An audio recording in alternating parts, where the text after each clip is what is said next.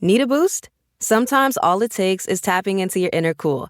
Icebreaker's gum helps you unleash the confidence within. Each chew releases a rush of icy flavor powered by cooling flavor crystals, sending a wave of refreshment to reinvigorate all your senses. Icebreaker's convenient pack fits everywhere, from car cup holders to backpack pockets, so you can find your cool wherever you go. Grab Icebreaker's gum online or at a store near you. These long dog days of summer, I mean, we just made it through a heat wave. Mama was parched through this heat wave. I was hitting up Dunkin' every single day, and I will continue to probably for the rest of my days, but especially this summer. Dunkin' is helping everyone stay cool this summer with its lineup of refreshers. These drinks are packed with bold, fruity flavors and served ice cold. It's amazing. Dunkin' refreshers are the perfect afternoon pick-me-up. I like to start my morning with them personally, and then sometimes I go back for a second one because I'm just feeling crazy. They come in a variety of delicious flavors, including fan favorites mango pineapple and strawberry dragon fruit. And then for a limited time, there's black cherry and there's pink pineapple. I'm going to tell you something right now, and it's a bold claim, let me tell you, but I stand behind it. Pink pineapple will change your life. It is so good. It has me feeling like I'm sitting in a pool, resort side, just living, honey. It's so yummy. Try your favorite flavor with green tea, sparkling water, lemonade, or Dunkin's all-new limeade. I haven't tried the limeade yet, but I'm going to. Usually I get my drinks made with green tea and occasionally lemonade, but I do really like the green tea. Or if you don't want to build your own, try one of Dunkin's curated refreshers like the Cherry Lime Ricky or the Ultimate Pink Daydream.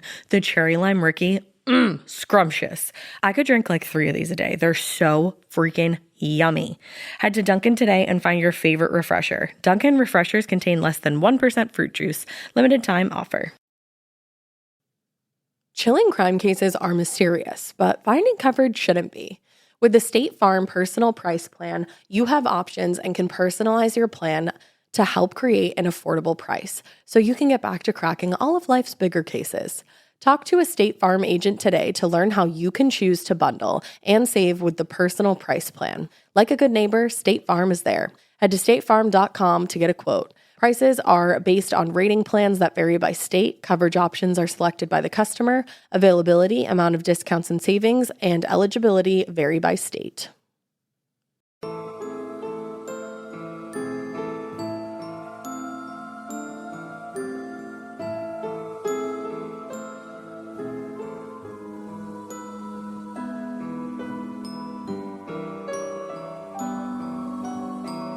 Beantown. We are back with another installment of the Boston Strangler / Stranglers with a sh instead of a Stranglers. That's maybe how they said it back then. Stranglers. Yeah, see? So yeah, we don't have a whole lot of business to attend to in this episode, and we have so much to get to in this case that we don't want to take up a lot of your time. We are, however, going to be shouting out our beautiful Patronuses at the end of this episode, so hang on for that. And stay tuned, weirdos. So let's just start where we left off. So this case is, it is just chock full of really graphic descriptions of sexual assault. So horrific. This is going to continue in this episode and gets... it gets gnarlier? It stays on the gnarly level if it doesn't get gnarlier, but I think it gets slightly gnarlier. This morning I was driving home from my friend's house and I was like, I'll listen to the podcast because sometimes I like to do that, and I couldn't listen to it. It's rough. I was like, I don't want to hear about old ladies on this bright, beautiful Sunday morning. Right. It's really rough. So just another warning, if that is something you are not comfortable listening to, I'm going to do what I did in the first part. Before I say one of the most graphic descriptions, I will tell you, so you can skip over it if you'd like. She's so nice. I'm so nice, guys. I'm so nice. You're welcome. You're welcome. So where we left off was we were talking about the 7th victim, Jane Sullivan, had been found. Mm-hmm. In the bathtub, right? Yes, okay. Halfway in the bathtub. And at this point, they had all been quote-unquote elderly victims who lived alone. Right. That's going to change. So is it the same strangler? I don't know. You decide. And here's what we're going to do in this episode. We're going to discuss the rest of the victims And we're also going to talk about the psychology and physiology of strangulation. Physiology. Because it's real interesting. Cool. I just feel like it's so brutal that I had to know more. And I feel like, you know what? You guys got to know more about it too. Everybody's just got to know the most they can know. And anytime I can talk about like anatomy, I'm in. You know this. You know that I had to take anatomy in hair school? Did you really? Yeah. That's crazy. I was bad at it. You should have me help you. Yeah, I just like didn't care that much though. Anyways. So what we're going to do is we'll talk about that. We're going to get to the man of the hour, Albert DeSalvo. But we are really going to dive into Albert DeSalvo in part 3. That's right, ladies and gentlemen. This episode is this series is 3 parts. And it's just because there's so much in this case. Is this our first ever 3-parter? It is. Oh. Yeah, and it's our hometown one. So, Beantown Murders. Yeah. I just wanted to make sure that we, discussed all this as much as we could about these things before getting to Albert. So we will get to him, I promise. We're going to spend a whole episode on him. We're like, actually, we're just not at all going to talk about We're just never going to talk about him again. So here we are.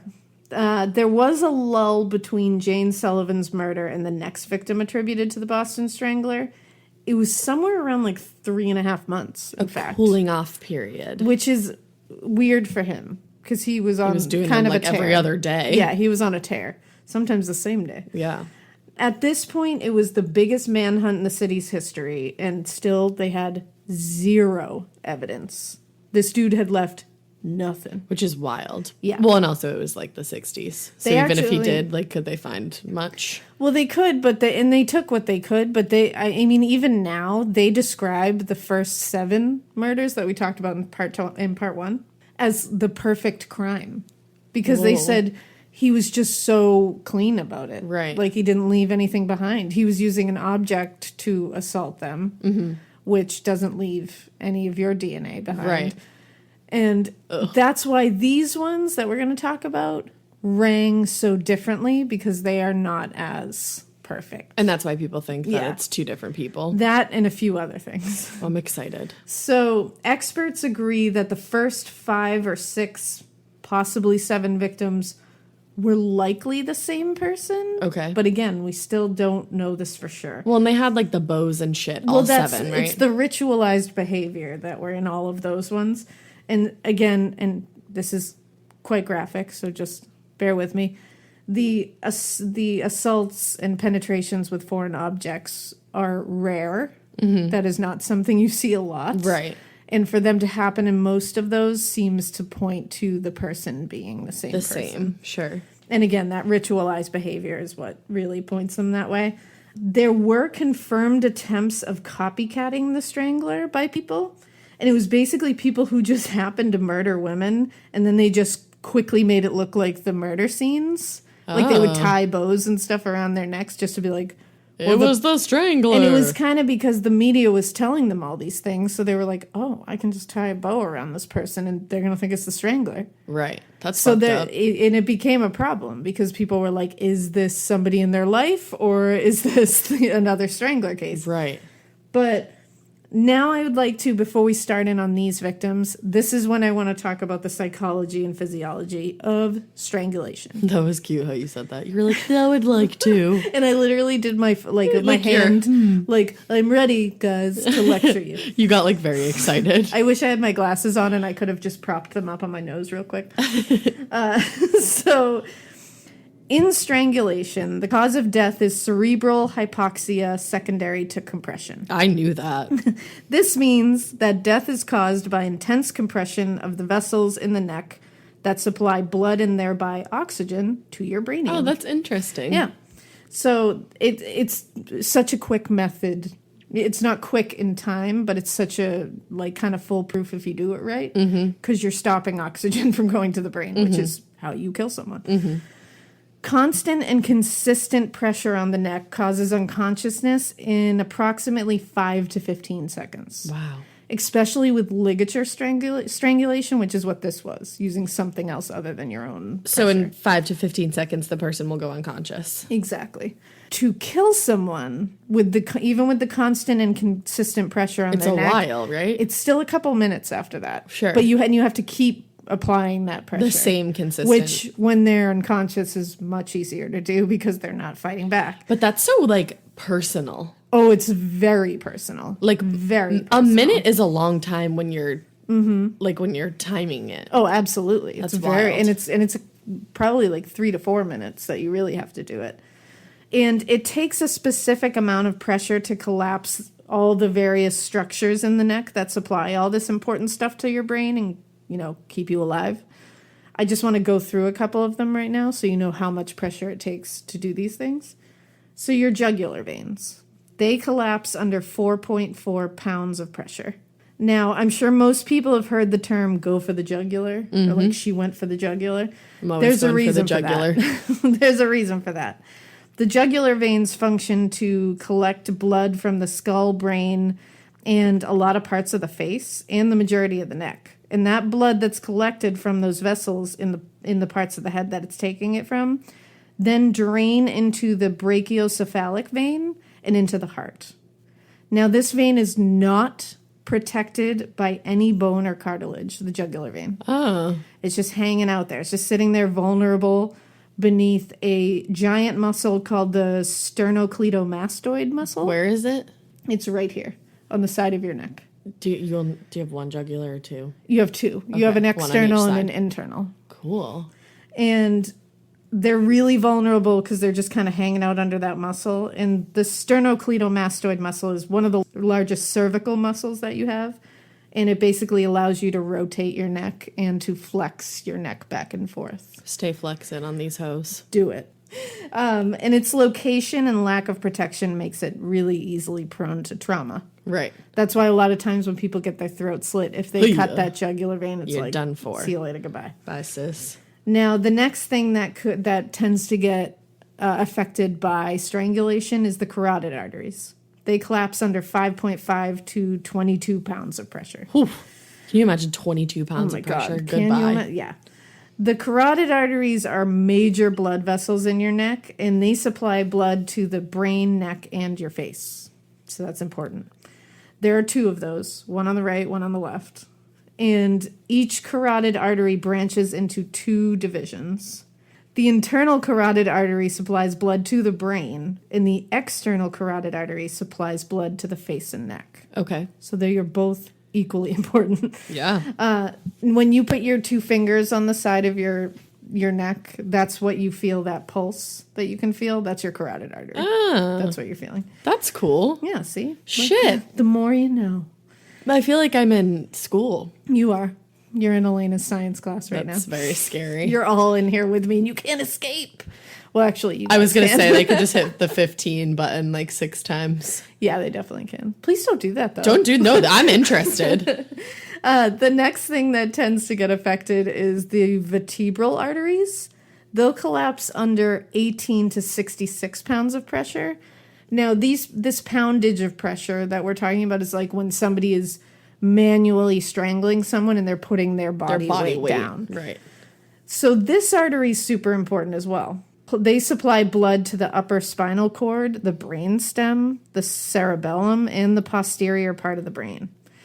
What they do is they originate from the subclavian arteries, and these are 2 arteries below your clavicle that get blood from the biggest vessel in your body, which is the aorta. Mm-hmm. The vertebral arteries are situated on each side of your neck, and then they merge within the skull to form the single midline basilar artery. The basilar artery is basically the main blood supply to your brainstem. So that's really important. Yeah, and I would that's, think so. That's what these 2 vertebral arteries merge to form, is this huge blood supply to your brainstem. This sits at the brainstem, literally where this is all meeting, sits at the base of the pons, which is part of your brain. It's so interesting how fucking involved your body is. It is. That's what I love. I love how complex every system in the human body is. It's so and how cool. everything relies on each other to get everything. It's like if one thing Makes is me cut want to be a off- better person. But I'm not there yet. But you know what? You have the thought. Yeah. And that's the first step. Yeah. So basically, it sits at the base of the pons, which is part of your brainstem. And the pons, this is just a quick little side, the pons is actually implicated in sleep paralysis. Oh, which you Which suffer from. I do. And actually, we'll do an episode on it. Oh, at some point. sick. That'll be a good mini episode. I got sleep paralysis like twice in my whole life. I get it a lot. I so. know. Oh, freaky. The pons also controls breathing, communication between different parts of the brain, and sensations like hearing, taste, and balance. Mm-hmm. So when that is cut off, boom, all that's gone. The next thing that's obviously going to be affected is the trachea. That's going to collapse under 33 pounds of pressure. That's your windpipe. It connects the larynx, which is your voice box, to the bronchi of your lungs. And the bronchi are main passageways into the lungs because they're literally the only passage from your trachea into the little sacs of air in your lungs. Since the trachea is the only way into these, it is vital to the process of bringing air to and from your lungs. Ugh. It's the only pathway. Now I'm like feeling like I'm getting strangled. And I know. I I need feel to like take I a deep breath. I'm like taking deep breaths, like. Yeah, like okay, we're good. We're still doing it. But once good job, guys. Once your trachea is crushed, you're in real trouble. I would think so. Nothing else is going to get air there. The last thing that I just wanted to mention was the cricoid cartilage. That's going to fracture under 45 pounds of pressure. Basically what that is it's a ring of cartilage on your trachea, and it provides connections for different ligaments, cartilages, and muscles, all of which facilitate the opening and shutting of the air passage and the production of sound. So when you crush that, you're in trouble too. You're just really fucked if you mess with any of this. Basically, your neck is a very delicate thing. That's cool. So you can see how the destruction of literally any of these systems would be easily fatal or debilitating at the very least. Mm-hmm. Now that we've talked about the physiology of it, I just want to go a little bit into the psychology of it. Now, research on homicidal strangulation shows that in a higher percentage of cases, the offender and the victim have a family relationship. I knew it. Yeah. And that as much as 75% of the victims are females or infants. Well, that makes sense because just like a woman strangling a man, like men typically have thick necks. Yeah. So it would be super hard and to like. you have to hold the person down, you know what I mean? So it's like, it's just a matter of physiology, basically. Yeah. And infants, which it's like, who the fuck is strangling an infant? God damn Monsters. it. Ugh, it's like that I'm shit not just even. I makes can't me talk so about angry. that today. Other studies said that other motives for homicidal strangulation tend to be rape, sexual jealousy, and personal rivalry. That's why people strangle people. Yeah, and they're all very personal, intimate issues. Yeah. You know what I mean? Like it's all very like in someone's face. And it's been suggested that females tend to be like strangled at such a higher rate because they are more likely to be the targets of sexual assaults. Mm-hmm. And basically the strangulation just acts to stop them from moving so that can be done. Right. It's just because they're that close to the person, like physically, I mean, it's just the easiest thing to do to stop somebody from moving. Which is so fucked. It really is. It's awful. Strangulation is also associated very highly with sexual and sadistic murders. Very high in sexual murders. Which we see a lot in a lot of the cases we've talked about. When they involve rape or sexual assault, strangulation does tend to pop up a lot. Yeah. And it's been the cause of death in 67% of sexual murders, 63% of sexual murders of elderly females, and 61% of sexual sadistic murders. And it's also found in 59% of serial sexual murders. Oh, like this. Yeah, exactly. So it makes sense that he's also involving this element of awful sexual assault while he's doing this because it all goes hand in hand. Now, in a study on sexual murder, some experts analyzed crime scene behavior, and they took that stuff that they were analyzing at the crime scene, and basically what they found that in sexual murders, ligature strangulation is associated with kind of like weird crime scene behavior, like Like tying a bow, right? And again, this is going to be graphic, inserting foreign objects. You know what I mean? Like weird, gross, very over the top behavior. That's where you tend to see ligature strangulation in the sexual murders. Okay. Now, this can all, what studies seem to think is basically it kind of all has to do with the fact that they're physically in a position where in a sexual attack, it just makes it, quote, easy and convenient to stop somebody from moving. And they also think that it's basically about power and control. Like domineering. Yeah, and that's kind of like the whole point the whole point of rape and sexual assault is domination, control, like having power over somebody. That's what they tend to like. And I mean, they can watch the light leave somebody's eyes. They're that close, that's so you know? fucked up. And you'll hear a lot of murderers who use strangulation as a method say that. Like, I liked to watch the light leave their eyes. That is the most fucked up. And I feel like that's that's how fucked up you have to be to do that. Like, you need to want to see their face change. Stop. You know, exactly. Like, it like distort, you know? That's dark. I know. It's a dark thing. There's a book called Hunting Serial Predators, a multivariate classification approach to profiling violent behavior. And it's by Grover Maurice Godwin. It's a long title, Godwin. I know. And he says that ligature strangulation, which is what we're seeing in these cases, it basically represents the killer's explosive rage and that he has a very personal focus towards the victim. Right. Whether that victim is someone he knows or that victim represents someone that he knows, like his a mama. Which is what I'm thinking is the case here.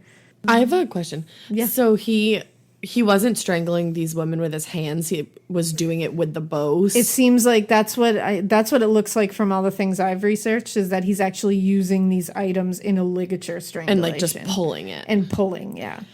Does that make it less personal, kind of? No, because you still have to be right up front, and you still have to exert force right on top of them. Okay. Because you have to hold them down regardless. Okay. You know?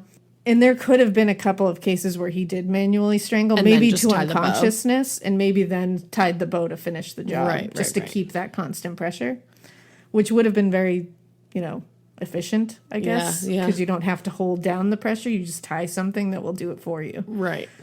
which is awful. Well, yeah. I hate to say it's efficient, but that's how it kind of is. And again, like we're saying, this kind of strangulation just allows the sexual serial killer, which, like Ted Bundy, for instance, or somebody like that, to have intimacy with the victim. Gross. That shooting them or stabbing them doesn't allow. Right. Like you like we've said, you have to be touching them and really close to them, and shooting them, you can be across the room, Yeah. And that's basically all I have for like the psychology, but it's what it leads us to is that this is mainly what we see in sexual killings, very common in sexual serial killings, in that it's all about power and control. That's all that is, like, number one thing is I have the power to crush the wind out of you. Great. And it's like, can you imagine the kind of pleasure that this dude was getting, knowing not only, because, like, obviously control was something he needed and power, that he knew women all over Boston were living in terrified of him. terror.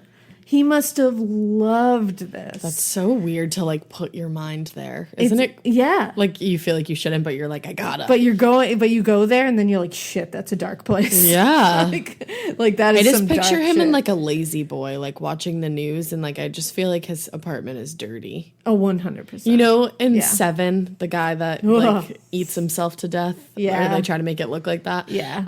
That's what Ooh. like the house. I feel like That's rough. that's what his house was like. Because Because he's just so mean. And he's just so, like, Dark. he's obviously trying to make up for something Yeah. that he is lacking sorely. Yeah. So it's like you just picture this little bitch of a dude just sitting there being like, yeah, I Like, power kill over ladies. everybody. And it's like, yeah, you kill widows who are living alone. Like, kudos, dude. You're really Right. killing it out there. Like, fuck off. In jail, don't they not like people that kill old people? No, they don't. I think jail doesn't like, when you Rapes. kill elderly people, rapists, child killers. Yeah, they and never make it. Crimes against women are tended. Right. It's a weird hierarchy. Prison is interesting. It's a very We should interesting- do a prison episode. I know, that would be a good episode. The to do. hierarchy of prison. Just discussing the hierarchy of prison life. So now that we've talked about the physiology and the psychology of this, let's get talk into about the the next victims. victims. So we're on victim number 7. This was, like I said, about 3.5 months later, Which is wild. after Jane Sullivan. This was on December 5th, 1962. On this day, it was 40 degrees out and it had been raining all Oh, day. that's my weather, sis. I know, I love that weather. Oh, I want that weather so bad right now. I do too. But after we're hearing this, you're like, I don't want that weather. The victim was 21-year-old Sophie Clark. 21. Hooyah. So we have done quite a jump. Does he have sister issues now? Well, it gets even more different. She was an African American woman. Oh. Now, he had killed previously elderly white women Right. who lived alone. Sophie Clark was a 21-year-old African American student living with roommates. Interesting. Very different. She was known to be very careful and didn't go out a lot. No one will ever say that about me when I die. No, they will not. Certainly not me. And Can you and- lie? I'll lie for you, don't worry. Thanks. And she lived in an apartment at 315 Huntington Avenue in Back Bay in Boston. Yeah, Back Bay. By day, she was a hospital technician, and at night, she attended classes at Carnegie Institute of Medical Technology on Beacon Hill. Which is interesting. Another medical Exactly. person. I know, it is weird.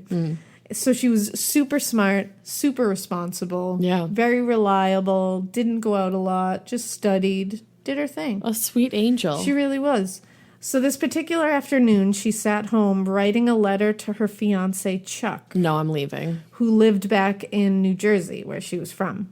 He was planning on visiting her the next week, and they were both super excited about this visit, like super in love. Stop. Yeah, it's awful. Now it gets worse. Great. She was killed in the middle of writing this letter. So this letter abruptly stops. Oh my God. I wouldn't want Chuck to read it. I know. I wouldn't want him to suffer that I pain. know. It's awful. And he was never considered a suspect, by the way. Because didn't he was like away. Yeah, but they didn't, Yeah, true. they didn't, yeah. So there's just little pieces of this letter that I just want to read to you to show how, like, No, don't I do know. it. Don't do that know. to me. I'm really going to ruin you guys here. But it just shows how, like, just sweet and just in love they were. And You how, know how I feel about love. and how just, like, oblivious she was, too. What was about Like, she to was happen. very aware of what was going on in Boston, and she was very nervous about it. But it's like, you never think it's going to happen to you. And she was Right. just sitting in her apartment on the afternoon of December 5th, writing a letter. Like it's just a typical afternoon. Typical afternoon. She had a whole night planned out. It would never cross your mind that somebody's So just did gonna bust did he in. break in? We don't know. Oh, There was no sign of forced entry in this scene, okay. but it looks like she let him in, even though that was very against her her ways. Now, here's some of the letter. It began, "My dearest Chuck, No. may this letter find the man I love well. How is that cold? I feel fine, especially after you called me last night. No. You're the kind of medicine I need." Oh my God, my heart is aching. And then in another paragraph, she said, "Today is a nasty day. I do hope the weather will be better next week for our sakes. I hope it won't be too late when you get here. I know it depends on when you finish work, but you know I'll be sitting here waiting. I fell asleep But she last wouldn't night be. playing an album by the Flamingos. Tonight I'll start my homework, then when I finish this letter. Then I will switch over to the kitchen to cook supper. We're going to have liver tonight, cooked in Gross. onion and gravy with mashed potatoes and a vegetable, I guess." And then in another paragraph, she says, "When is your friend going to move in with you? I'll be glad for you then because you won't have as many expenses. I was going to suggest that you get a phone, but I guess you can do without it." And then she writes in a new paragraph, I, and that's it. Oh, I got chills. So she starts a new paragraph that starts I, and it's done. Love you. So That's what she was going to say. It's like really, I can't help but I can't stop thinking about how oblivious we all are. You know, like you know in the back of your mind that like anything can happen, all this, especially when stressing me out. Something like that is happening, but none of these victims went home to their apartments thinking, well, maybe I'm going to be next today. They just did their shit like that they normally do, and boom, Off them. snuffed. It's like Snuffed. it's just so upset. It's like so, I don't know, man. You just never know what's going to happen tomorrow. It blows your mind. No, it really does. It's just, ugh. Don't involve love in it. You really fucked me up there. It's the unsuspecting victims The that fact get me. that she was writing, you know how I am. I know. And I'm obviously going to post photos of these victims on our Instagram. She was beautiful. Oh, Now, it's like the Notebook Boston Strangler style. I know, I'm it's hurting. awful. Now, her roommate, Gloria Todd, she did interviews after after Sophie was found. Okay. She said she had a habit of calling Sophie every day between 4 and 4:30. And that day she called around 4:15 and didn't get an answer. And that made her feel, she said it just like felt odd about it because she was like, Sophie was very reliable. She was home a lot. And we always had a phone call. Yeah, and she was like, she knew I was going to be calling around this time. And she said she always had a routine of school and work and then straight home to study. She didn't really do anything else. So she called again at 4:30, still no answer. So Gloria came home from work around 5:30. She said she didn't immediately unlock the door. She knocked on the door first and called out to Sophie. Oh. Because she said she was feeling weird. Okay. Like she was just like, I didn't know what I was going to walk into because she hadn't answered that phone. And I was very nervous. Oh, shit. So she said, I knocked on the door, nothing. Called out to her, nothing. So she said, that's when I took out my keys and I unlocked the door. That feeling must have been horrible. And she said she immediately saw Sophie. Sophie was, I'm going to discuss how she was found, just so you know.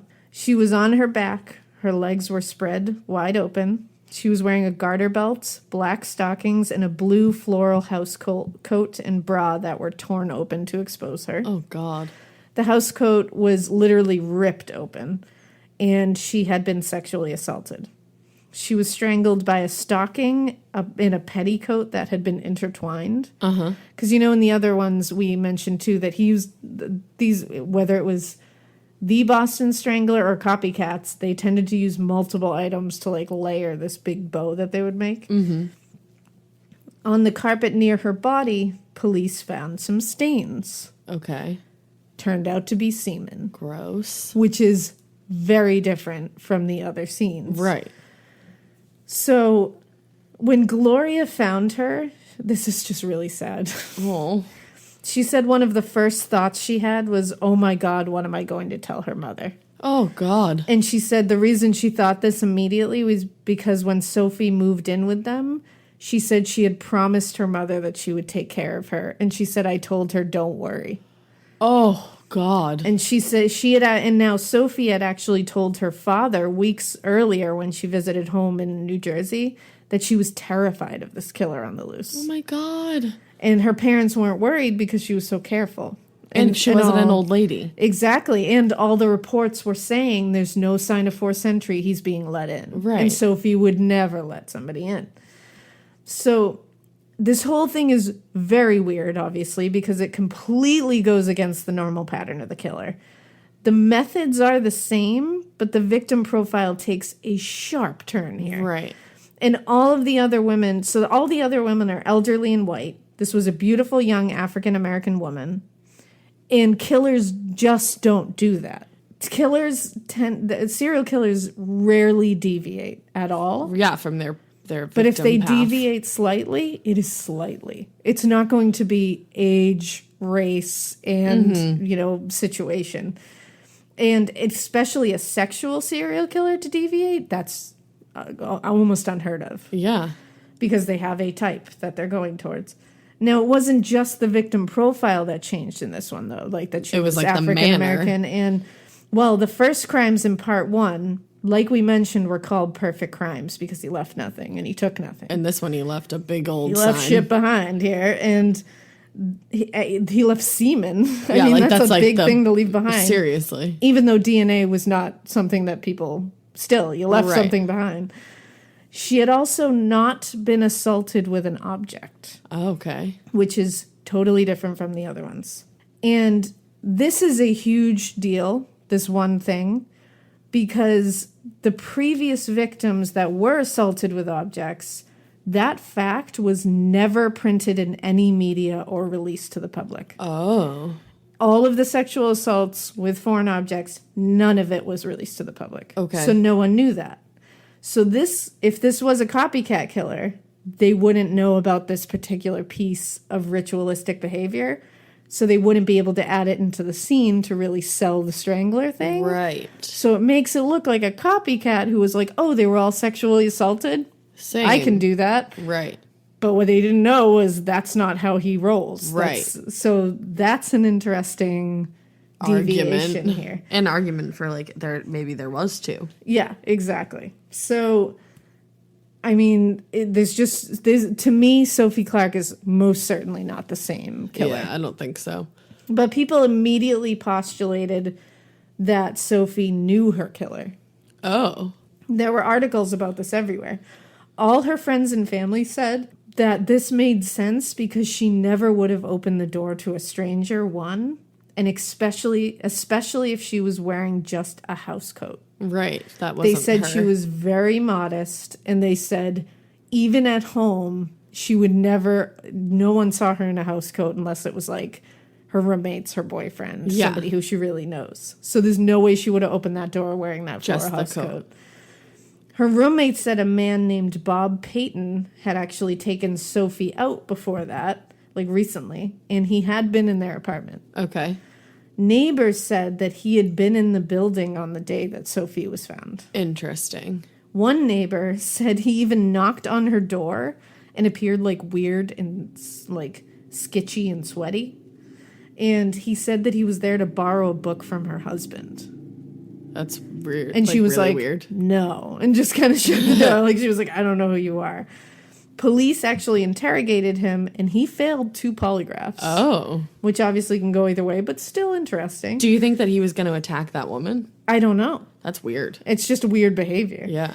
And he was just released because they didn't have anything really to tie him to the scene. Failed 2 polygraphs. You can't keep someone for a polygraph. Oh, I didn't know that. Yeah, that's not enough evidence because it's so variable. Right. They can't rely on that shit. So he just was released. But Bob Payton looks like a good one to me for that crime. Yikesies. Now, the next victim was 3 weeks later. It was on New Year's Eve in 1962. New Year's Eve. I'm saying. I love that holiday. I know you do. Don't ruin that for people. The victim was 23-year-old Patricia Bassett. No, I'm 23. So we're sticking with low 20s here, which again, Low big 20s. deviation. Now I'm concentrating on these 2 victims, like going into more detail with them, because to me, these 2 are totally different outliers to me. Patricia Bassett was attending Middlebury College, and she had been editor of the yearbook there. Oh. She also told people that she was not scared of the Boston Strangler. Girl, don't be running around saying that. No, It's like an don't urban do it. legend when the girl with the radio show was like, Yep. blah, blah, blah, blah, blah, and then Exactly. off. That's done for. That was a perfect description of that. Yeah. I'm not victim The blaming. radio, no, the radio. I just love how you're like the girl with the radio show was like blah blah blah blah blah. Yeah, that's what she and was then like. off. That's what happened. That was the scene. That was what the storyboard looked like. Listen, if I could recreate it any other way, I wouldn't. No, and obviously she's not victim blaming. Yeah. We're just saying, just don't put it into the universe like that you're not all scared. the movies that the people are like, I'm not scared of that. Yeah, and then it always ends up happening. So just Yeah. don't do it. Just be a little careful. Yeah. So Patricia worked as a receptionist or a secretary at an engineering company called Engineering Systems, Inc. Eek. And it was located in Kenmore Square. Fun. Fun, Kenmore Square. Hashtag Fenway. Yeah. So the vice president of this company, Jules Rothman, who becomes very important, Jules. he showed up at her apartment that day at 515 Park Drive to give her a ride to work. Who is this man's? The vice president of the company. Okay. How old is this man? When I read that, I was like, what's going on? Weird. How many vice presidents give their secretary a ride to work? I'm just I don't know. putting it out there, Jules. Well, she didn't answer the door, according to him. Okay. And he figured she overslept or something, so he just went to work. Because he was like, I gotta go to work. I'm the vice president. Okay. The day went on. She still never showed up. So he got a little worried, and he attempted to call. He said he called a few times, and he got no answer. So this was very unlike her, so he got worried, and he decided to drive back to her apartment to check on her. Mm-hmm. She didn't answer the knocking on the door or calling to her, so he ended up getting a janitor in the building to give him a stepladder, and he crawled through the window. Okay. When he got in there, he opened the door for the janitor. And as soon as he opened it, Jules apparently said to the janitor, she's dead. She's got a stocking around her throat. Okay. And the janitor was like, oh, shit. But that's the first thing he said. As soon as he opened the door, he was like, she's dead. She's got a stocking around her throat. Like it's the Strangler. Like just saying, looks the exact same. So Patricia Bissett was found in bed, and she was in a bra and a blue and red house coat. There was a sheet and a blanket that were pulled up to her chin, and they were smoothed out. Like That's interesting. Had been like very carefully laid into bed. Mm-hmm. Underneath that, she had been strangled with 4 pieces of clothing. Directly against her neck, there was a knotted blouse. Over that, a nylon stocking, and then 2 stockings tied together in a big bow. Okay. The medical examiner said there were no signs of trauma other than the strangulation, but there was evidence that sexual activity had occurred recently. They couldn't tell if it was rape or not, but it had occurred recently. Okay. No signs of forced entry into the apartment. She was 1 month pregnant. Oh. Yes. Sis. So the police immediately interrogate Jules Rothman Yeah.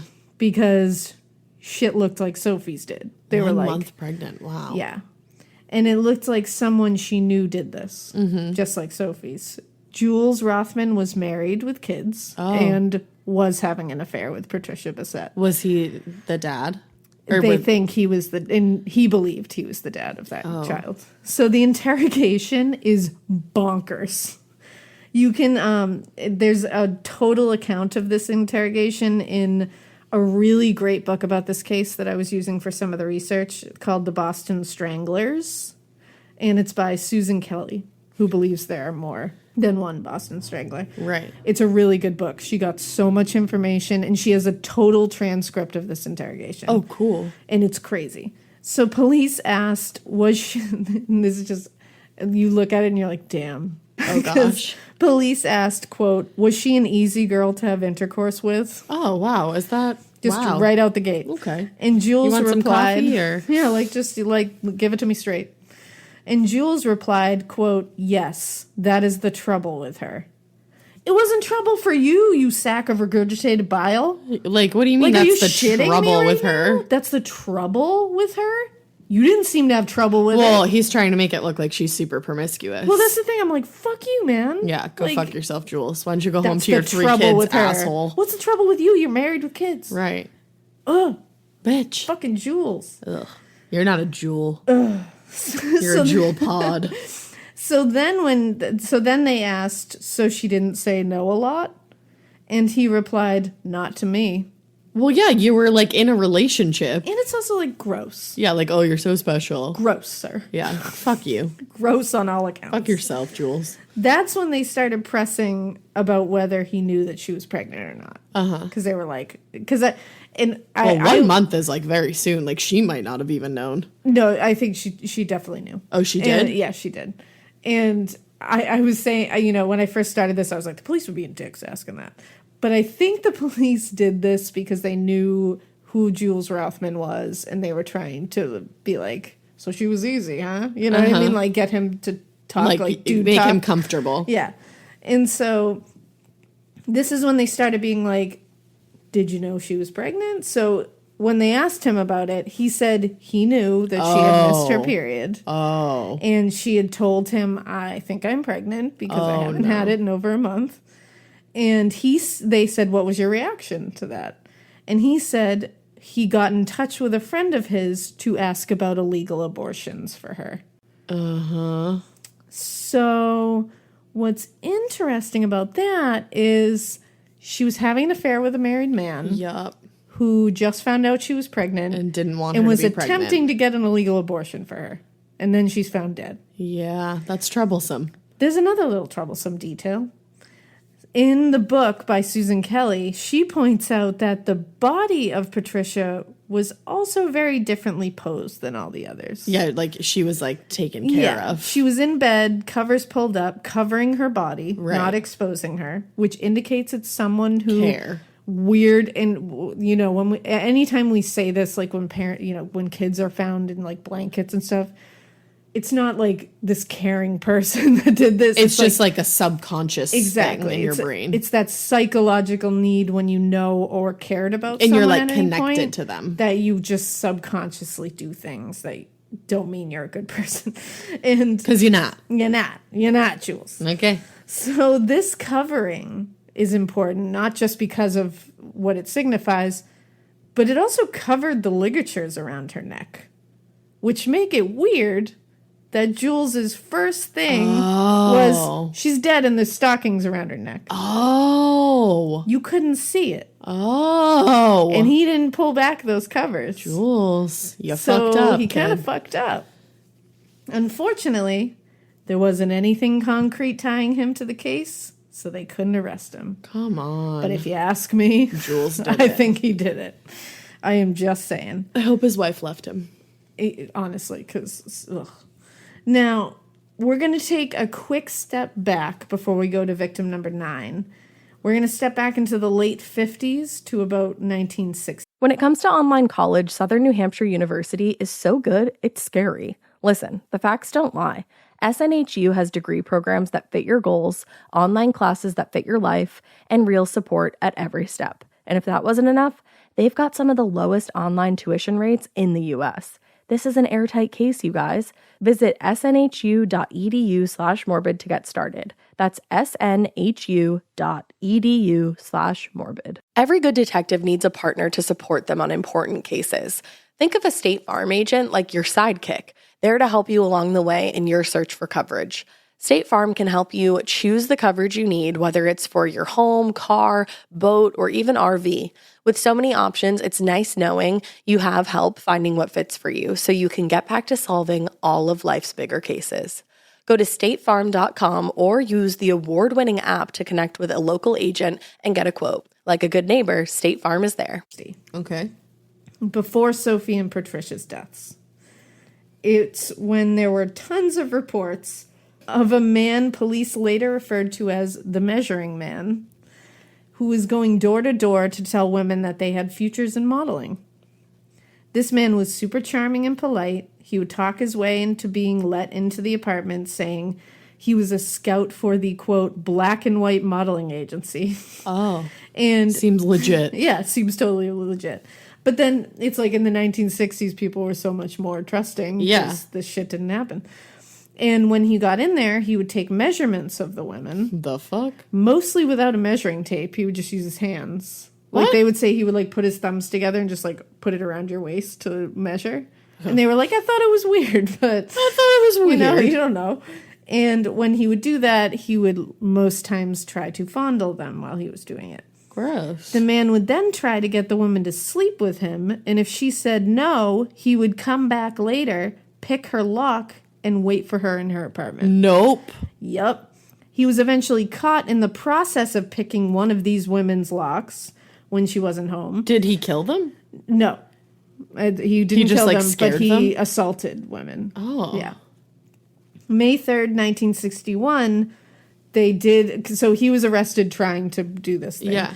So May 3rd, 1961, there was a one-day trial for him, and he was found guilty on 8 counts of breaking and entering. Wow. And he was sentenced to 2 years in prison and released, according to documents, in May 1963. Who do you think that guy was? Was it Albert? Albert DeSalvo. Ah. So we just wanted to put that out there. What a fucking weirdo. That according to this, he would have been in jail for the first full year of the Boston Strangler killings. Just keep that in mind. Keep it in mind. So, and that would seem to discount him completely. He was in jail. Interesting. But What? hold on to it. Hold on to your butts. Because it's going to come back at the end Okay. of this episode. So don't worry, you don't have to wait another thing to find out what I mean here. So on to victim number 9. In March 1963 in Lawrence, 68-year-old Mary Brown was found on the floor of her apartment. So we're back to regular. We're back to another quote-unquote elderly woman. person. She was found with her head covered with a sheet. She had been raped, strangled, and beaten in her head. And she had also been stabbed in her breasts with a kitchen fork that was left in her chest. Yes. A kitchen fork? Yes. Now, this may seem way too different than all the other ones, but this one kind of seems like it could go along with the elderly ones. Even though it's an escalation, escalations do happen. Yeah, exactly. But why was her head covered with the sheet? That's weird. That's interesting. Yeah. That seems like that's a variation, but it's also like he did put Jane Sullivan underwater, her face underwater, so maybe that was like a weird covering her face thing. You know, you never know. Later, when DeSalvo confessed to some of these murders, which he did, he said about this one that he said he described the kitchen faucet in her house perfect. He was talking about the yellow kitchen radio. And the investigator actually said that sheet you covered her with must have been bloody. And his response was, "Oh, was it? My God." But was it? And it was. Oh, okay. So those are the kind of things that in part 3, we're going to go through his confession. Sure. And really dissect it. But those are the kind of things that, like, when he would describe certain things in, like, great detail, that they were like, how does he know this? Right. And now, where we are right now, DeSalvo has not been arrested for this crime, remember? Okay.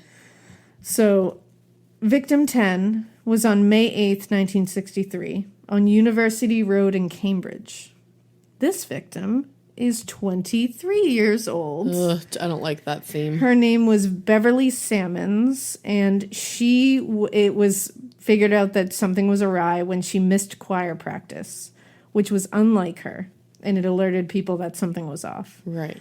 She was found on her bed, stretched out, completely naked, stabbed, and strangled, and her hands were tied behind her back. Oh. The thing that made them connect it with this is 2 silk scarves and a nylon stocking were knotted in a bow around her neck. Now, this strangulation around her neck was not the cause of death, according to the medical examiner, because they said none of the bones in her neck had been fractured. Okay. And in strangulation, any kind of, like, thing with the neck, the hyoid bone, which is like a free-floating bone on top of your larynx, will break. Okay. In most cases. If that's not broken, the cause of death is likely not Strangulation. They use that a lot in, like, skeletal remains when they're trying to find cause of death. If they find a broken hyoid bone, it points them to this person was strangled. You're smart as fuck. I just like bones and bodies. That's cool. You should put that on a shirt. I just like bones and bodies. I just like bones and bodies. At Murder That Apparel. would be a great one. At Murder Apparel. So she had been stabbed 22 times. Hoya. 4 of those times were in the neck. Oof. 18 were in the chest in the shape of bullseyes. What? Yeah. She had been raped. And she had what they think so this is interesting. Not funny, but interesting. They think that the reason she was not killed by strangulation was because she had very strong throat muscles from singing. Oh. And so it was hypothesized that she was stabbed because strangulation wasn't working. Oh. Like, he tried, but he couldn't do it because she had stronger throat muscles That's that so interesting. protected those delicate things in your neck. Right. That's cool. Isn't that interesting? I mean, that's awful. I know, though, it 'cause really she is. still died. I know, she's got stabbed, which is awful. She was a musical therapist and a graduate student in music at Boston University. Oh. The next victim was victim 11. This was on September 8th, 1963, and it was in Salem. My favorite fucking place. I fucking love Salem, man. We're going to Salem soon, biatch. We are. I love Salem. I could go there every day. And we're going to do something cool in Salem. We have something planned. We do. I'm excited about it. It's not a meet and greet, I'm sorry. No, it's not. But that'd be cool. Maybe we could add that to the Yeah, list maybe we that can day. do that. Who knows? So this victim was Evelyn Corbin. She was a 58-year-old divorcee, and she had breakfast with her neighbor that day. Oh. People said she was very young looking, which is interesting to Jane note. Sullivan. Exactly. So she had breakfast with her neighbor, Flora Manchester. What a name. That name. And then she went home to dress for Mass at St. Teresa's Church, and they were planning to meet for lunch after. This is wholesome as fuck. At 1 o'clock, Flora was getting nervous because she didn't show. So she went to her apartment, and she got no response. So she unlocked the door because she had a key. Just so you know, this one is a little graphic and rough. So Great. if you don't want it, press the skip button. Where's my skip button? You don't get one. She found Evelyn draped over her bed with her right leg dangling towards the floor.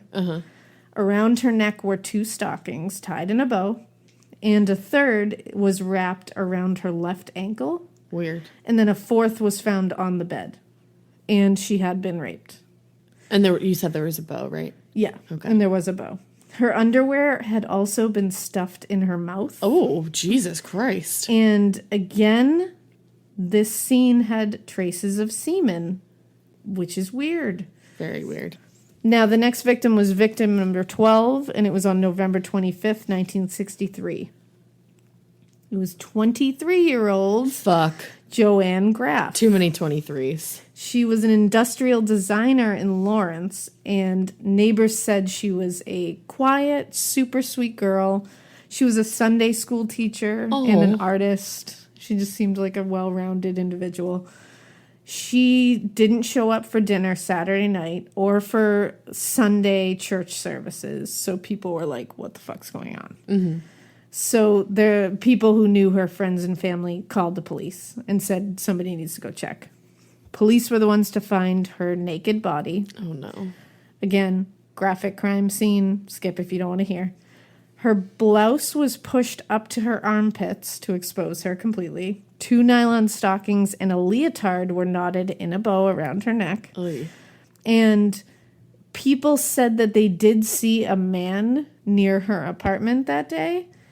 And so they said this man was wearing dark green slacks, dark shirt, and a dark jacket. Okay. Remember this for later. Dark. Got it. Because green pants or green man is going to come back. Green man. And that'll probably come back in part 3, so hang on to that. Okay. Victim 13 was on January 4th, 1964. It was at 44A Charles Street.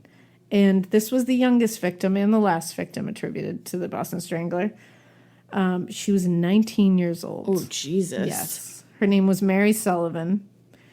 That day, on January 4th, she was finishing moving into her new apartment that she would be sharing with 2 roommates. And it was actually her first full day in the apartment. Oh, my God. Which is nightmare. And she was probably so excited. And it's like you're all excited and you're all and you're nervous because it's a new apartment and you're like, oh, I don't know this place yet. And then this shit happens.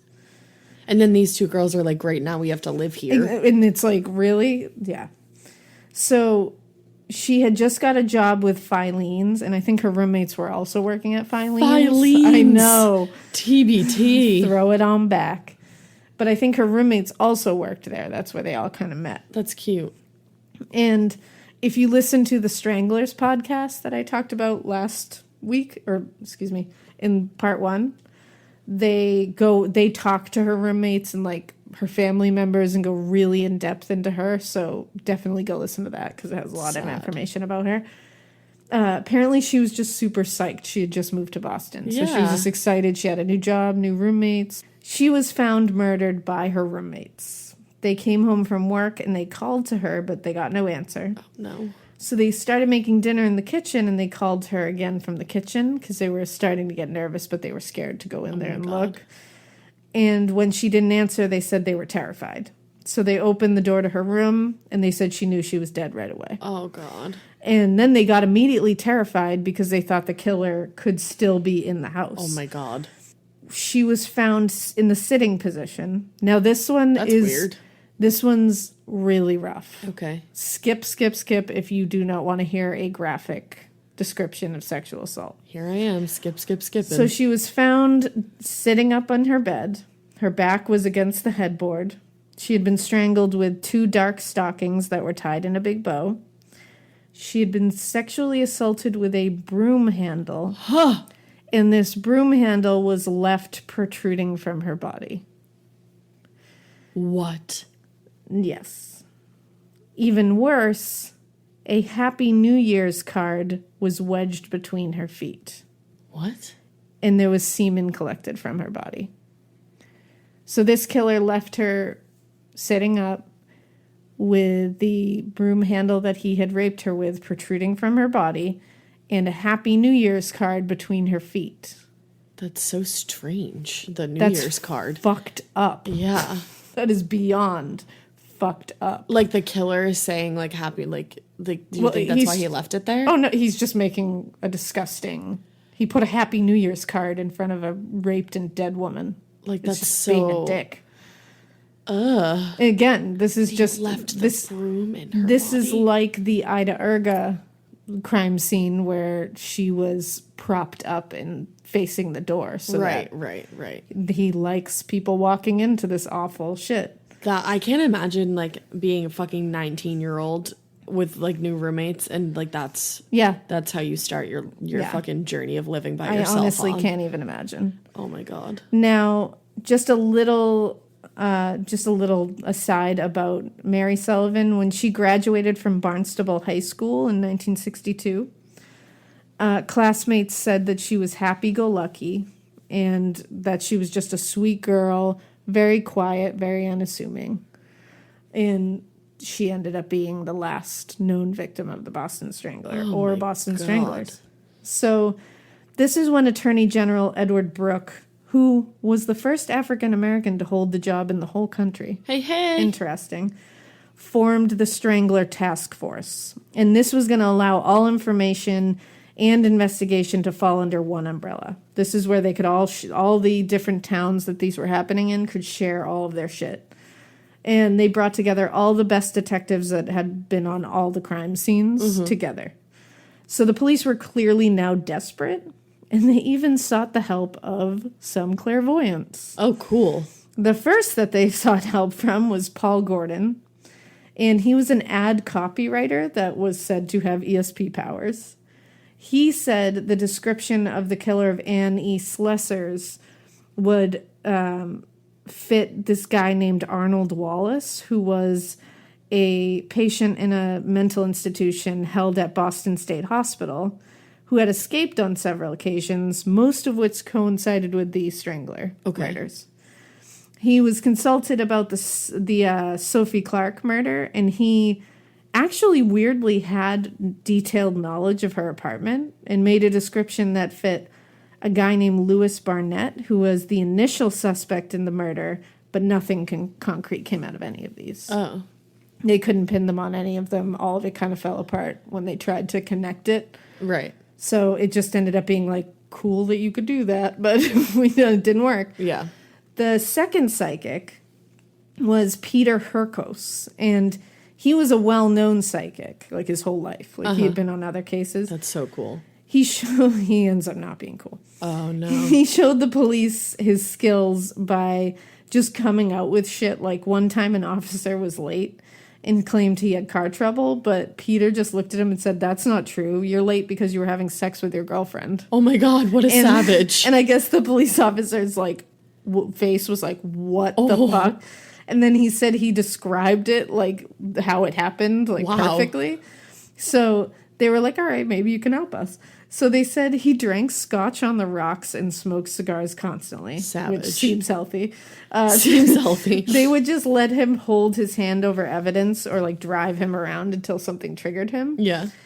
One day, the police brought him a letter and they said, "What do you think of this?" And it was someone they had been slightly looking at as a suspect, and they just wanted to see what he thought of it. Mm-hmm. He didn't open the letter. He just held it, and he told the police the guy who wrote it had a sharp nose and a scar on his left arm. He was effeminate, tortured, and nervous. His words, not mine. He also said he hated women and sold shoes. Okay. This described the guy perfectly. Oh, shit. And the guy was Tony Moran, and he was a door-to-door salesman who sold nurses' shoes. Interesting. He was being looked at because he was currently in a mental institution, and he was being looked at because of his job having access to women's homes and gaining entry. So he was detained, and his apartment was searched. They found a book of yoga drawings with 11 drawings of women X'd out. And at this point, they only knew of 11 victims. Oh, they hadn't connected the other two. So they were like, well, unfortunately, his alibi's all checked out. And he had honestly no information about the case. So it was just a weird... And maybe he had done that because he had heard of some of the cases and he was like being... Because he was in a mental institution at the time, so maybe he was having, some kind of moment and just did that. So nothing tied him to it, at least, and he never became anything else. That one was spooky. Now, Peter Hurkos the psychic, left Boston after 6 days on the investigation, and then was arrested a few days later for impersonating an FBI agent and investigating the JFK assassination. What the fuck? Basically, this whole thing was looked at as like a joke. Yeah. Like, people were like, "Did you really bring psychics in? Like, what are you doing?" Right. And it kind of embarrassed the shit out of the police. Well, it helped. They just were trying, man. They were reaching at straws. They didn't have anything. So, a full year of investigating later, it was Detective Phil Denali who really broke it wide open. Phil DiNatale is amazing. Like, he's one of those detectives on those cases that you're like, well, what the fuck? Like, that guy was born to be a detective. Like, he just those people are so cool. Yeah, he just, like, does the damn thing. But you know what? I bet they know how cool they are. I don't know. I think he just is, like... the bee's knees. Just a badass. It's like Paul Holes. They just they don't even know it. They're just like, that's the best. I just do things I hope like I marry a dude like that someday. Like Paul Holes. Yeah, I want to marry Paul Holes. So a friend of Phil's said that there was... The way that this all came about was that a friend of Phil's came to him and was like, "Phil, I got something to tell you." And he was like, "This woman wrote to the head of security at Mass General Hospital Friday, January 8th, 1965. And the girl was a nurse in the hospital, and she said she had seen a man named Albert DeSalvo. He had come to her apartment. He had forced his way in, told her he was the Boston Strangler, raped her, and bound her, and left her spread eagle." Did he think that she was dead, probably? I don't think so. I think this was just an assault. But this woman remains anonymous to this day, and they weren't able to get any more information because she didn't want anyone knowing. Oh, shit. Well, DiNatale was like, "I'm going to follow this shit." He was like, "Albert DeSalvo, I got to find out who this guy is." Right. So DeSalvo was already locked up by Cambridge police for breaking and entering, an intention to commit a lascivious and unnatural act. Totally unrelated to this. Okay. Was this the picking? He was already a creep. Right. This wasn't the picking thing. This was totally another different thing. And yeah, they had him for the B&E, the intention to commit a lascivious and unnatural act. He had already committed about 4 assaults and rapes in the Cambridge area. Wow. So he was already on like a spree of sexual assaults. Right. And he was being held in Bridgewater State Hospital. Huh. So the Cambridge police had questioned him immediately about the Strangler crimes because they were, sexual assaults. They were asking anybody. Yeah. But they got nothing from him. And when they asked him about it, he actually answered, "Don't be absurd." Like, "Are you the guy?" And he was like, "Don't be absurd." Oh. And they were like, all right, well, and that obviously wasn't enough for them to be like, oh, yeah, that's not the guy. He said it's absurd. He was like, you guys are ridiculous. But the reason they totally discounted him from it was because he was in prison for the Measuring Man crimes. But for the first year of the Strangling. What's the loophole? So when Phil went to the Cambridge police, he was like, I think you have my guy. I think he's the Strangler. And they were like, no, dude. Like, I get it. But he was in fucking jail for that whole time. Like, he couldn't have done it. Tell me what happened. So Phil was like, I just don't. Something is telling me that this is more connected than it is. And somebody is wrong here. Okay. Which is like crazy detective skills. It's instinctive. So he went super into Albert's history. And he found that he had been arrested at age 12. What? For 2 counts of assault and battery. Jesus. His rap sheet in his teens was like for auto theft, breaking and entering, theft, and finally he graduated to starting to rape women. Gross. So that he was already like, this is my fucking guy. Right. So in the late 1950s, he ended up being arrested for rape finally and attempted rape. So he was like, this is all great. But he was not out of jail for the first year of the Strangler murders. Wrong. What? Phil dug deep and he went into the courthouse archives because he was like, the Cambridge police didn't have on file at that time. They didn't have computers. Yeah. So he didn't have on file all the shit that went down during that. He was sentenced to this. That's when he was there.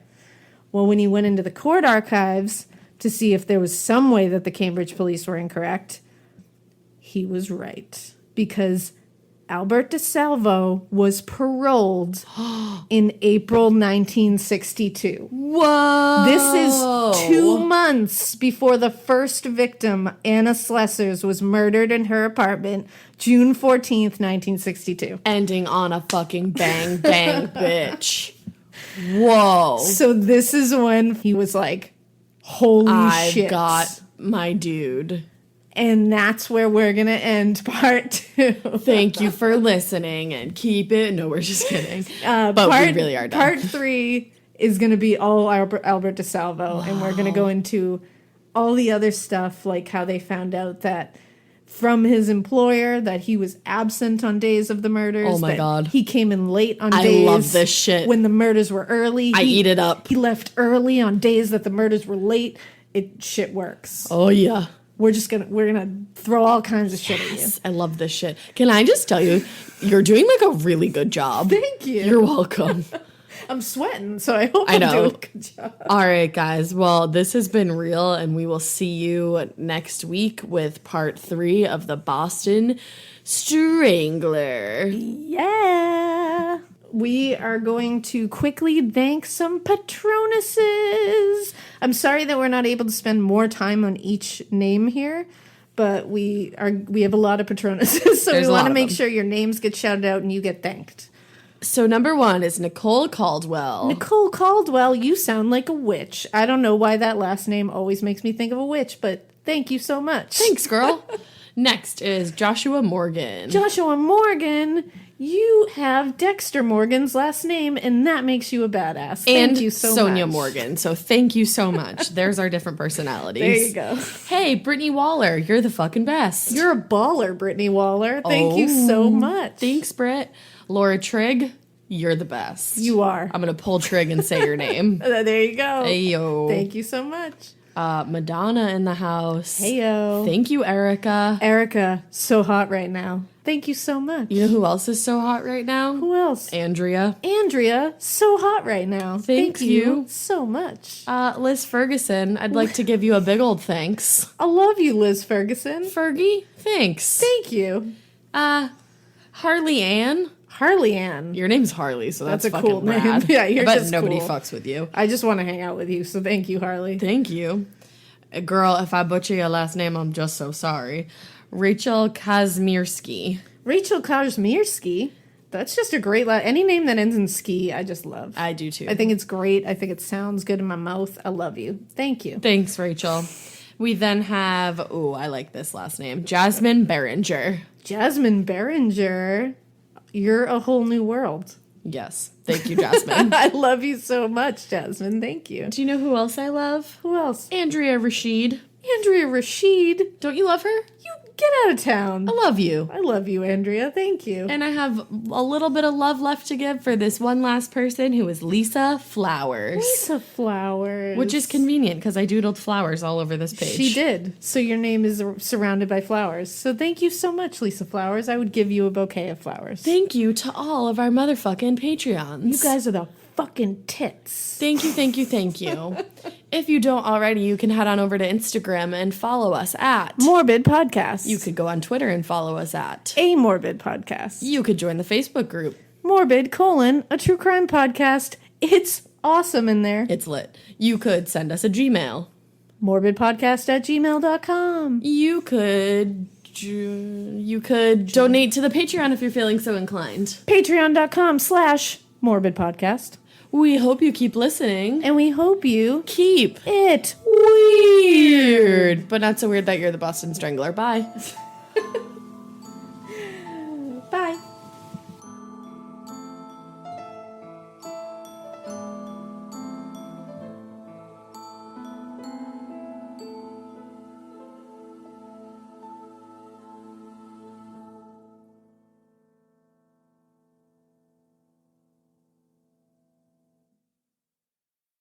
Shipping, billing, admin, payroll, marketing. You're managing all the things, so why waste time sending important documents the old-fashioned way? Mail and ship when you want, how you want with Stamps.com. Print postage on demand 24/7 and schedule pickups from your office or home. Save up to 90% with automated rate shopping. That's why over 1 million small businesses trust Stamps.com. Go to Stamps.com and use code PODCAST to try Stamps.com risk-free for 60 days.